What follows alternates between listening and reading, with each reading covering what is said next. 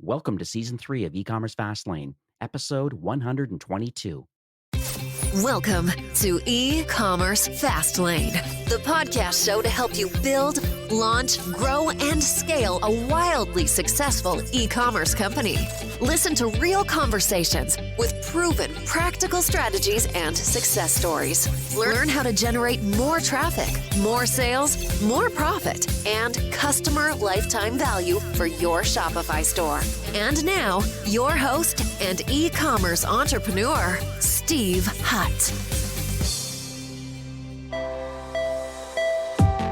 This episode is brought to you by Grin, the #1 influencer marketing software solution that's built for direct-to-consumer brands on Shopify. They're an all-in-one relationship management platform that helps you cultivate an authentic influencer network and a more valuable brand. From discovery and outreach to campaign management, Grin streamlines your workflow, removing the busy work while giving you the tools to help you grow and scale your program. From influencer recruitment, communication, product seeding, discount codes, and affiliate links, including content and rights management, sales and tracking, and influencer payments, Grin helps you do it all. Smart brands truly understand that creating an emotional connection with your consumer drives up lifetime value, because what you end up doing is building a stronger brand. You create diehard fans who come back and purchase from you again and again. Get started today with Grin and make the most of your influencer marketing program with the all-in-one platform that's designed to help you build more authentic, brand-boosting relationships. So go check them out at grin.co. Hey there, it's Steve, and welcome back to the E-Commerce Fastlane podcast. Now, if this is your first time listening, this is an e-commerce show where we have honest and transparent conversations about building and thriving with your store powered by Shopify or Shopify Plus. New episodes are available each week with your favorite podcast player through Apple Podcasts, Stitcher, Google Play, and Spotify, or you can also sign up online at ecommercefastlane.com to be notified when a new show is being released. Now, my guest in today's episode is Ya Anning, who is the co-founder and CEO from a company called Malomo. That's Malomo. And they're a post-purchase marketing app that helps brands on Shopify turn order tracking from kind of a stale experience, which is typically handled by the carriers, into a branded marketing channel. I know over the past few years, Malomo has helped Shopify brands to track millions of packages and drive millions, I'm going to make sure I emphasize that, in repeat revenue from their transactional shipping notifications to their customers. So really exciting and very timely. So let's jump in, learn more about Malomo and why a post-purchase experience is so vital to a brand trust and to loyalty for companies that are making their home on Shopify. So hi, Ya. Welcome to E-Commerce Fastlane. Yeah, thanks for having me, Steve. I'm very excited to be here.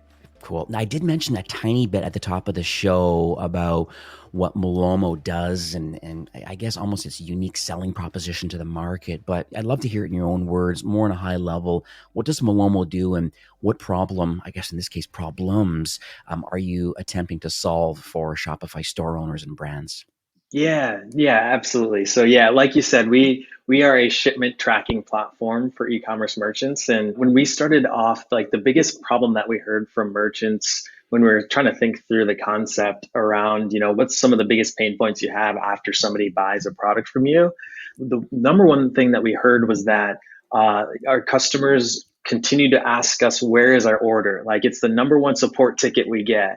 And it's interesting because it seems like that would be like the easiest question for a merchant to answer, but yet it obviously is not. It's just a pain point for most brands. And I think the big reason is that merchants don't have control over that part of the customer experience. We've seen on average that consumers will look at tracking about 4 to 5 times with each order. So you think about that, they're obviously like they're feeling two emotions. They're anxious, they're nervous about where their order is. They hope it's going to arrive, but they're also super excited. They really want to know where that package is. So that drives a ton of engagement. What we often tell our merchants is, if you're shipping, let's say 10,000 orders, or even 1,000 orders, that's, 40 to 50,000 brand impressions that you're delivering to your customers. and you're either you're amplifying a really great experience or you're amplifying a terrible experience. Our thesis has been, let's give retailers back control over that customer experience, that part of the journey, and then use that engagement that they're seeing to drive other outcomes for the brand, and as far as like remarketing to those customers who just bought from you. So let's talk about your journey. I'm always fascinated why people build what they build, like this whole journey around building a B2B, a SaaS company to help other companies is so interesting to me. So are you able to talk about, I guess, what uniquely positions you and your co-founder, I guess, on a couple different points? Number one, to have the desire, and number two, I guess, to have the expertise to want to create this platform. So my co-founder and I, we ran a dev build agency, and we worked a ton with Shopify merchants, consumer focused brands, and other like B2B SaaS companies, and we just spent a ton of time in this space, really helping merchants figure out like, how do you build these next gen consumer experiences. We also spent a lot of time in the logistics space. So one of the products that we built was an Uber clone for a company that did kind of public transport. You could see a public bus on a mobile app when it's going to arrive at a particular stop. We cut our teeth and like just spent a lot of time in like the challenges with moving physical goods in the real world and how you track those things. We just really love the space. Whenever we worked with more consumer focused companies who are kind of just doing something in the e-commerce space, we did like a wholesale review of the platforms and technologies that they could use. And we'd always end up, as shameless plug for Shopify, we'd always end up recommending Shopify just because of the amazing developer tools that you all had, and the ease with which we could kind of create the best end consumer experience. I feel like that's what you guys put a ton of focus and effort around, which that helps merchants just be able to connect with consumers in much deeper ways. And so we just love that platform, and it felt like it gave us the ability to really create unique experiences for our customers. That's really, in the early days, how we felt like we were well positioned to build a platform around this space. A little bit like real quick story about kind of my why. I lost both of my parents before I turned 30. Kind of the most difficult, 5 years of my life. My mom battled cancer. It was a kind of a rare form of cancer, attacked her central nervous system, and she had to stop working, moved home. But she had a kind of an entrepreneurial spirit, and she wanted to keep her mind busy. So she got really into soap making. We had all sorts of soap material in our kitchen for her, just like making these batches. And so whenever, she was going through treatment, people would come to our house and visit with her, and she'd hand out these bars of soap to them. And then they'd launch into these awesome stories. And you could just tell like that relationship like lifted her spirit in those moments that felt very dark. And the name of her soap company was Malomo. So when she passed, I wanted to kind of honor her name and her legacy. And you see that with a lot of merchants where they're inspired by this personal story, and the product that they're selling is almost a souvenir of their mission, right? It's like we've got this overarching goal that we're trying to drive, and our customers are our community and our supporters and helping us get there, and our product is a means to do that. And so we wanted to kind of use that same spirit as post purchase is a way for you to connect with your customers by telling your story, and that's what Maloma helps you do. Well, your mom sounds like a amazing woman, very resilient, and I have a massive respect for that sort of mindset and just having those entrepreneurial roots. And then I just love the fact that you used the name of the soap company Malomo, and now have just transferred that over into kind of the next generation. So she's definitely looking down and smiling right now as you continue on with that journey.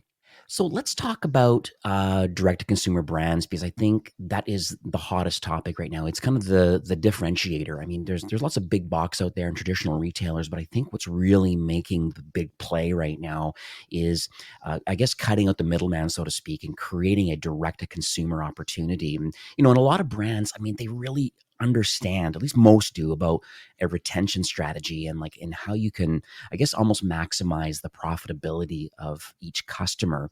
And so maybe you can dig into a little bit about how Malomo is really helping with that whole customer journey and that whole customer retention strategy.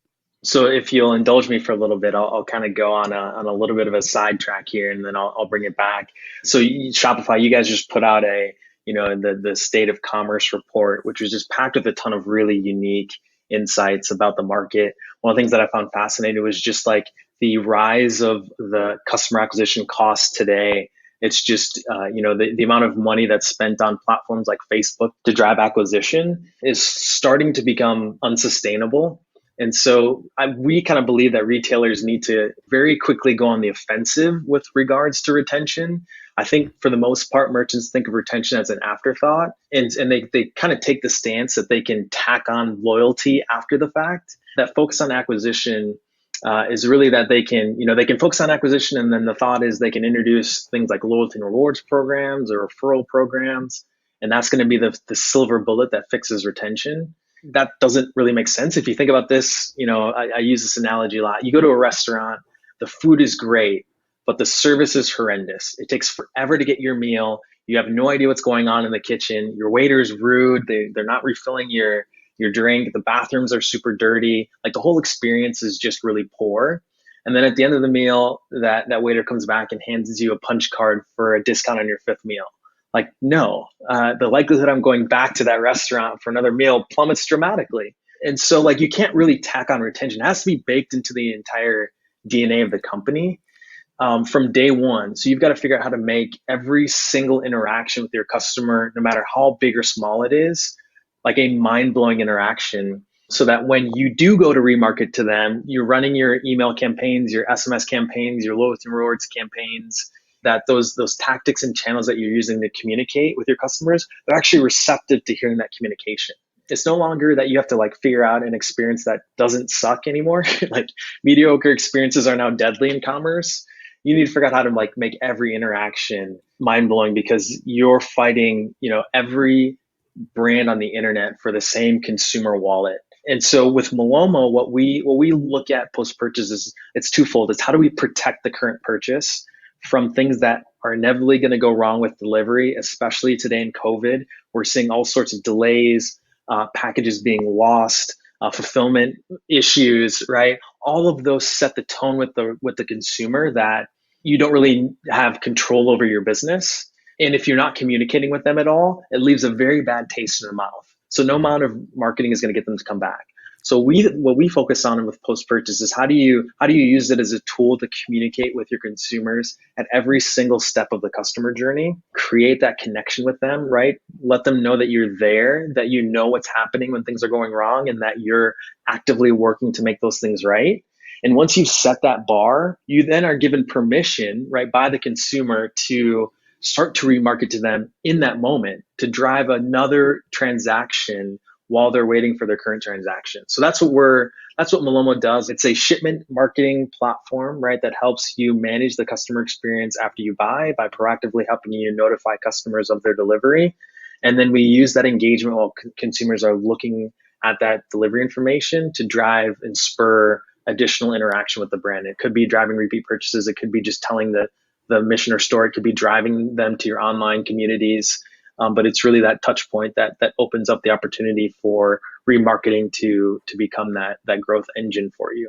So the points that I've jotted down here, just as a recap, so you really are to kind of protect, I guess, the existing purchase, deliveries and delays, and just overall having permission to communicate and just and building community around this initial purchase or second purchase or more. And then the second component is the repeat purchase opportunity, because of the fact that people are checking for their tracking number 3 or 4 times during a transaction, to just because they're excited for the product. Yeah, exactly. Yeah. Because it sounds like the native solution in Shopify typically it's kind of a waiting game, so to speak, where you place an order, and even my wife has kind of made this comment recently, make a purchase from a brand, and then, there is just no communication other than, the original auto-generated, thank you for your order, maybe an invoice of some sort. And then, maybe some information in there about about when they should expect the tracking numbers more information to come. But there's been no follow up, and we're talking we're talking very large brands here, large 8-figure, 9-figure companies. I'm just really shocked that they don't have that sort of kind of post purchase experience and really multi touch point, and then understanding and giving authorization, like the consumer giving authorization. Yes, please text me any updates to my order as I go, or give me a link to the Malomo or some other custom landing page for more order confirmation, order details. Where am I at? And there's an offer for me too because I'm an existing customer. That's so interesting to me. Yeah, yeah, absolutely. I mean, you hit the nail on the head. Like we actually ask a lot of our merchants to, hey, you should go through your own experience, like buy your own product and like just see what you deliver to yourself, right? Like, and a lot of brands are just shocked. They're like, I didn't realize this is what we were kind of showing our customers, and the communication is just, it's not there. I think it just is reframing the mindset of merchants today that acquisition is only part of the game. There's this whole other part that you haven't been playing and you're losing when you could really be winning with your base. So let's talk about the connection now. So there is a branded page, thanks to Malomo, connected to Shopify. So you have this, so that's where we can direct people after they make a purchase. But let's talk about maybe some of the back office kind of connections. I think that's a kind of an integral part in kind of what's going on in the background to make all this magic happen on the front end to the consumer. So I understand that you connect to a lot of the carriers, but like, how do you make, I guess, I want to say make tracking more enjoyable, but kind of like, how do you make it more enjoyable for consumers based on the differences that maybe you might already get from the US Postal Service or from UPS? The first way is, how do we personalize the experience? And then the second is like, how do you use these moments to like craft these, we call these like moments of joy. And so the first way is we've got a deep connection into Shopify. So whenever a new order comes into your Shopify store, we collect about 150 different pieces of data around that order. So it's things like customer information, fulfillment data, order information, like line items, and then the tracking number. And then we connect into, like you said, direct connections into carriers like United States Postal Service, UPS, where we get a real-time stream of scan events on that package moving in transit. And so we combine that data, that order data, the customer data, the fulfillment data, and that tracking information, and we send it to the brand's email marketing platform so they can do a ton of segmentation personalization on these transactional notifications that they send. You could say, hey, I know my customer just bought this product. I'm going to segment them and I'm going to send them educational material on that product. I know my customer has purchased with us 3 times and they're not in our loyalty and rewards program. I'm going to promote our rewards program in this transactional email. So it's using that data to really drive these outcomes inside these transactional emails. The beauty of those emails is the open rates are astronomical. They're typically in the 50 to 80% range, where a normal marketing email is in the 10 to 20% range. So that engagement is a key part of this equation of driving that interaction. It's almost like priming the customer for, here's the next step in your journey with us, because we have all this data around who you are. We normalize the tracking information. Like, carriers are notorious for just, not having human friendly words where they tell where your deliveries are. And then they kind of just leave the data at that, right? It's just like, here's a scan event, here's a scan event, here's a scan event. We're trying to get more intelligent, where we're looking at, hey, we know packages that traditionally are shipped with DHL are taking X days longer. So in the email, we might show different messaging to those customers. Our packages go through different experiences when they're international versus domestic, or even getting down to the granular level of, we see that sometimes shipments stall. And if a package hasn't moved in a certain amount of time, like, we should know about that. If our customers reach out, we've already lost. And so trying to use that data in a way that is just a lot more proactive to alert that customer. That last piece is like, how do we create these moments of joy? It's just making those touch points, so especially on the tracking page, is very interactive. So we've got video, like a lot of our brands will show like hype reels of products, like Spirit Hoods has got an amazing just brand video. So when you hit their page, it just like makes you feel like so excited about the product, because you can start to envision what your life's going to look like with this new product in it. A lot of brands they'll actually show their live social feed, which, a lot of times for these brands, like their Instagram feed is like just a gold mine of interactivity. It's just like a really nice way to like showcase who you are as a brand and get people to just interact with you. And it's perfect because people, again, they're waiting for their order. So it's like, what else are they going to do? We could send them off to another place, or we could keep them cocooned in our brand experience and just kind of give them a little bit of a unique blend of who we are. We've even had some people who like, we're talking with some merchants now.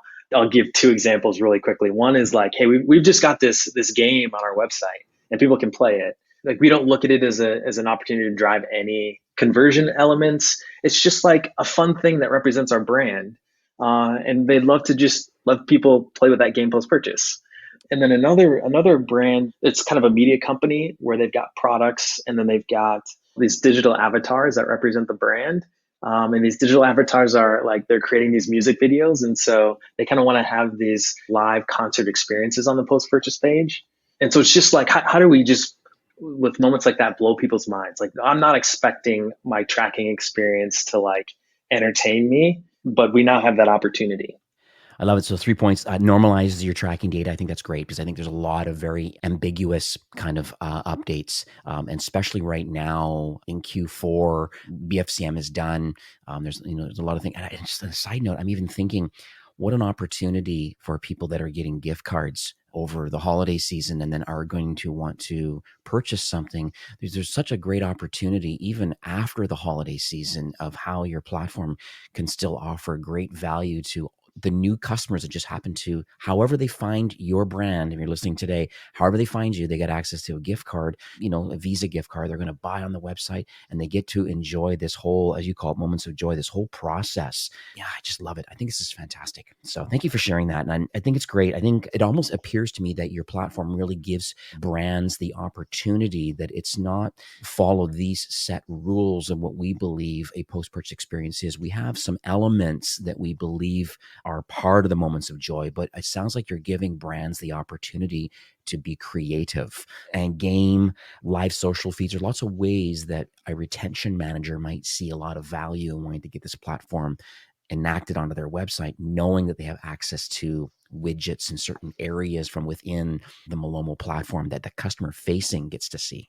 Yes, yeah. I think like we took a lot of this ethos directly from you all at Shopify. It's just like we want to enable the rebels to create these next gen experiences, right? Like, we don't want to dictate what you should do, and that's what I feel like a lot of tools on the market do today. It's like, hey, here's this template. You fill in your content into our template. We're trying to say your brand is unique. There's different things that you're trying to communicate to your customers at every step in their journey with you. This is a blank canvas, and you probably haven't had any tool that gives you this level of engagement at a moment in time where it's this important. So what is the strategy that we should work through together to kind of create the outcome that's best for your brand? So let's talk about, I guess, the unfortunate situation that's happening right now in most part of the world. There's a second wave or almost a resurgence happening right now with COVID-19. And I know over the holiday season, this is going to be a different Christmas, I think, for a lot of people, having to shelter in home only to people living in your own home. And, this global pandemic really has been quite challenging for a lot of people, and entrepreneurs included. It's also an opportunity for those, kind of resilient entrepreneurs that are not willing to stick their head in the sand. They're willing to, okay, no, we're going to make a pivot. We understand what's happening out here. It's not great, but what can we be or do to be the answer to a lot of the problems, or a solution oriented kind of a growth mindset instead of this fixed kind of mindset, kind of opportunity. So what are you seeing on your end due to COVID right now? Like, how are brands having to change maybe their post-purchase experience based on this current situation we're in? We all know this, but carriers are seeing just once in a lifetime load on their networks. This is an event that they probably haven't prepared for. And they, as we ramped up to even before COVID, the level of e-commerce just driving carriers to meet more aggressive expectations was already high. So we try to track this on a week by week basis. One of the things that I think is unique is these are moment in time problems. And so each week you could see different outcomes. We've traditionally seen about 15 to 65% carrier degradation on their networks. And so that ultimately translates to between 3 to 5 day delays on average. Some areas experiencing much higher than that, some not. And then we're also seeing that carriers are, because they're seeing so many delays, they're not able to predict estimated delivery. And that estimated delivery, it does a lot to reduce customer support. Like just giving, even if you're wrong, right? Giving people a date with which they should expect an order puts people's mind at ease. When you're not able to offer that up, it's a very unsettling feeling. And then, like you said, as we head into the holidays, everybody's trying to get their orders before Christmas. Well, brands are doing, I mean, they're putting their full force behind attacking this problem. They're putting prompts within the notifications. They're putting prompts on the buying experience. They're putting prompts on the post-purchase experience where they're communicating the real-time delays. A lot of our merchants are segmenting. So if they're using more carriers than they normally would to try to diversify, and then they're looking at the performance of those carriers and in real time changing deliveries. Sometimes even buying higher delivery speeds for shipping labels just to make sure that they're meeting their deadlines and their timelines. I mean, they're trying to arm their entire internal teams with some like tools and automation and ways in which they have they can communicate with consumers about what's happening. Live chat is super important. We've got a lot of merchants that drop that on their tracking experiences so that they can try to troubleshoot problems in real time. It is chaos right now. I'd add to that too, because I got a UPS delivery last week and definitely was delayed. There was no communication leading up to it. Just like, oh, wow, it's finally here. Great. So I wasn't really happy about that overall experience. I'm glad the product finally arrived and I can appreciate what's going on right now. But the driver made a comment. I'm in Canada, West Coast, and they said in my market, in the Vancouver market, at this one location, they're saying that we have 11 40-foot trailers full, 11 of them that are full right now that we haven't even uncrated and scanned. It is insane right now. Like, this is what's happening. This is why. And yes, they've added a lot of extra shifts. Yes, everybody's hiring a lot of warehouse workers to really help scan and get things going. But this is really are in unprecedented times. I'd add another thing that I thought was interesting too. You made a comment about people making decisions because of how busy the major carriers are, the FedExes and UPSs of the world. And a lot of people are considering last mile delivery options through local carriers. And I know Shopify is definitely connected to many. There's some third-party solutions that have the proper data pipeline to these third-party carriers, but there's some notable carriers that connect to some larger networks of people like the Ubers of the world and have a large pool of drivers that are just not doing the taxi business right now. So they're like, well, okay, I'm going to flip my phone on and become a driver for XYZ local delivery company. So that opportunity is there. I mean, you're probably not going to flip the switch right now, but it's interesting that it sounds like there's great opportunity for Malomo long-term as it relates to the major carriers, because that's kind of my original question. Like, how are you fitting into all of this with the carriers and just understanding and educating the customer about where your package is and offering a great kind of joyful post-purchase experience? I get all that. The other option is that if because of the carrier's fault and they're, as you're saying, is 15 to 65% of degradation of their service levels, people are seeing that because they're buying lots online. The last mile delivery option could be an interesting opportunity. And I'm sure that these data points could still be transferred over to the Malomo landing page. Oh yeah, absolutely. And this is something that we've been talking about this year a lot. And I think you all did a ton of really amazing work when COVID set in, even like buy online, pick up in store, enabling merchants to kind of have that multi-channel experience, just making it easy. But I completely agree. It's interesting, like carriers, a lot of people don't realize this is if you're not in the network, like they share their network. So you might buy a DHL label and it's delivered either all the way or partially by USPS. Or you do have these like last mile delivery teams that are not actually employed by the carriers themselves. And that handoff, it has an effect on visibility into those shipments. And so we talk about this a lot. How can we enable these experiences or even provide opportunities for merchants to, just create these better experiences, not through like the end consumer experience, but through the delivery experience of that package moving in transit. And what's interesting too is that even in my neighborhood, I mean, and I'm sure everybody listening to has the exact same thought, is that like there's a lot of like white vans just driving around all the time, like nondescript. It's just like, this is weird. We're in really weird times, but it just shows you so many people. I'm sure the automotive, the truck kind of delivery van business must be booming too. And the leasing companies, because there's so many people that literally they just come like with, an orange vest on and their mask on, and just this white van shows up and just put on your, it's just like, what is going on here? Hey, thanks. So let's talk about some of the specifics, because I think I love digging into some of the numbers. So there's many brands on Shopify are using Malomo. Even I have managed one brand right now. That's kind of the reasons why we got connected with each other. When I talked to Danny, one of the brands that I managed, I said, "Hey, like what's going on here with Malomo? What's this all about?" And so he told me the whole story, and that's why we got introduced. So let's talk about some of, I guess I don't want to say typical results, but like, what are you seeing that most brands are kind of, that are implementing Malomo? Like what sort of KPIs and any kind of lift I don't even know what metrics you're even tracking. I'd love to hear from your side. So going back to kind of the original problem that we set out to solve, that the support, on average, a third of brand support tickets are just, where's my order?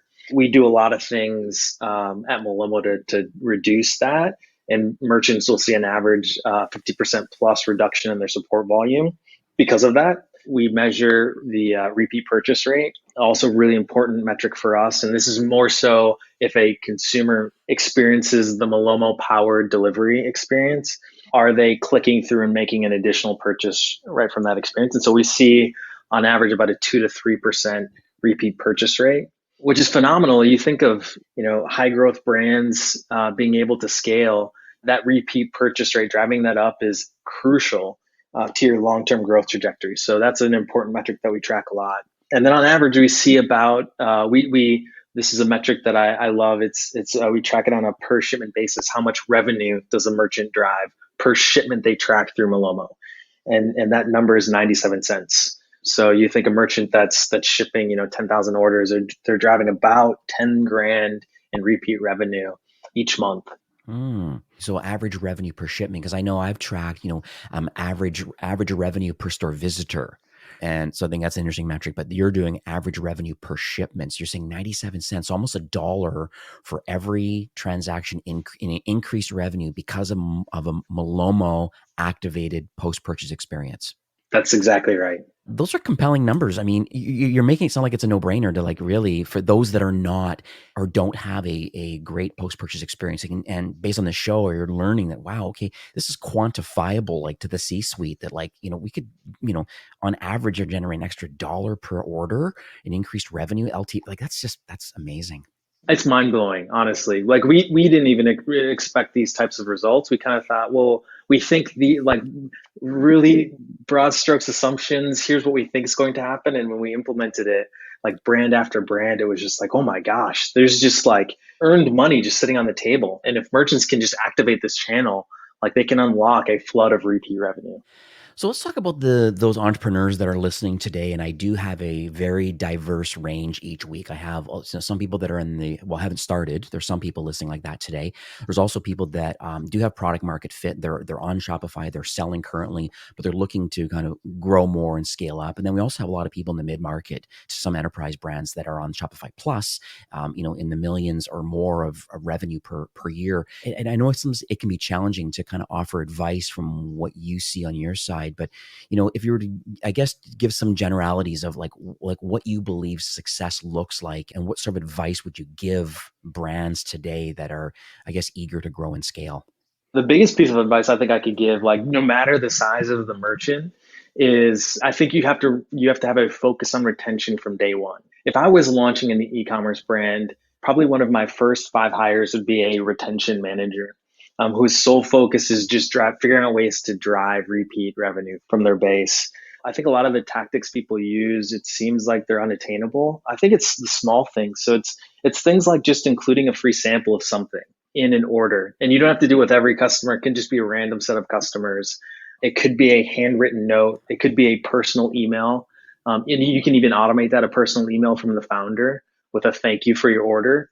I think there's just a lot of small things like low-hanging fruit. I don't know if this is the best analogy, but you're trying to date somebody. How do you court them, right? It's like surprising and delighting them in moments where they're not expecting it. And it's doing small things and big things. And so I think every merchant, no matter their size, should like have that focus of like Your customers are not just a transaction, they're real people. And what are some things that you can do to just make their experience better? And then one other thing that I think is kind of unique is like, how do you turn your brand into a utility, like a renewable resource of value for your customers?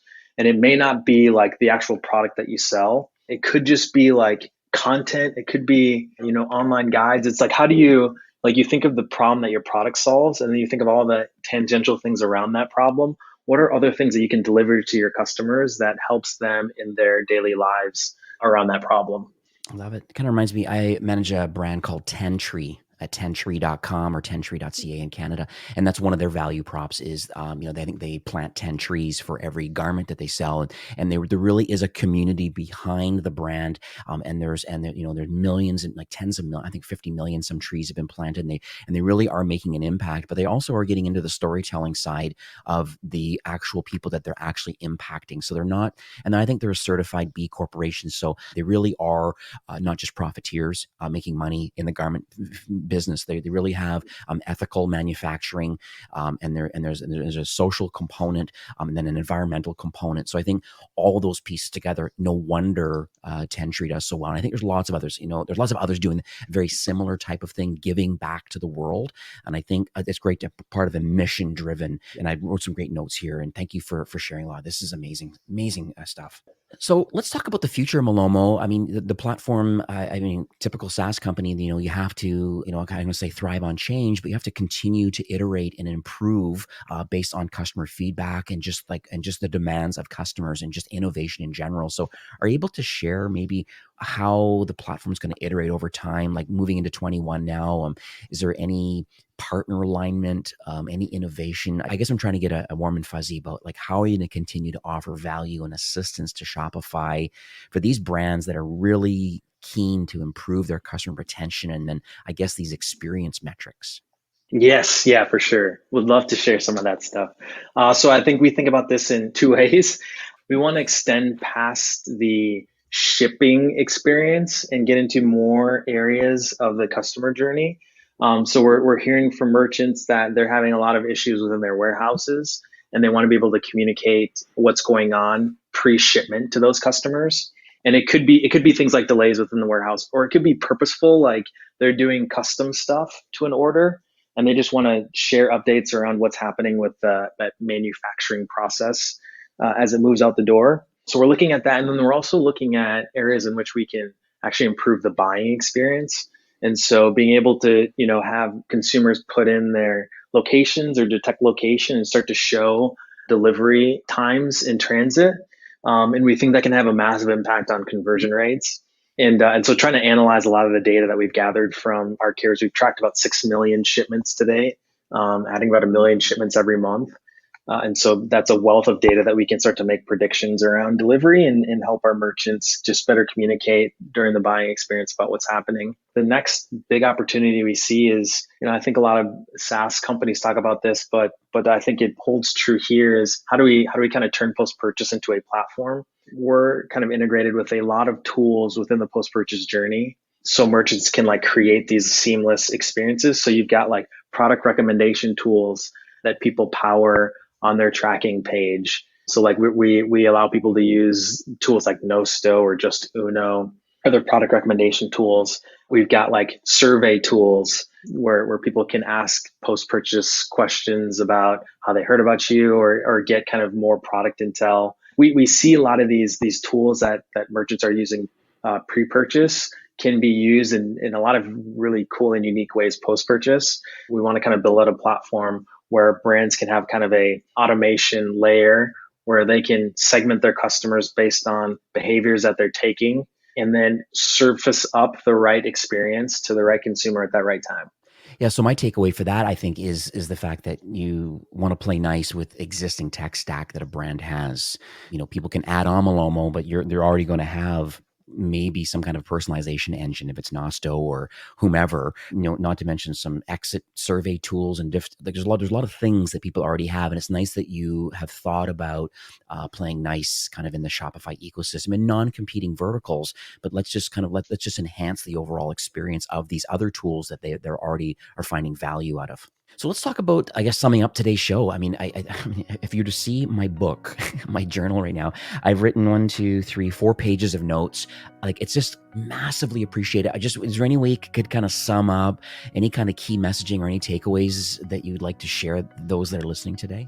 First one is understand how you can use every touch point to create connection with your consumers. It can range from big things to small things, but I think every moment that your customer interacts with your brand is an opportunity to push your brand forward in a different way.